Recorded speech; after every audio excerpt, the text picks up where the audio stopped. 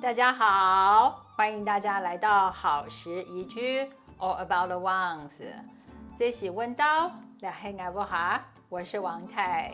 因为疫情的关系，有一段时间没有回台湾，所以也很想念台湾面包里面的热麦面包。这一款热狗面包应该就是面包店里面的常青热麦款。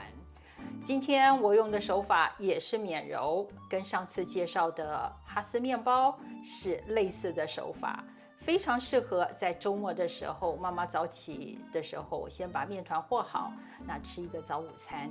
今天我用的火腿肠热狗是这个牌子，大概300克左右，我买的时候大约150块台币。大家可以依据家里冰箱有的热狗或者是火腿肠来把面团制作成你要的大小。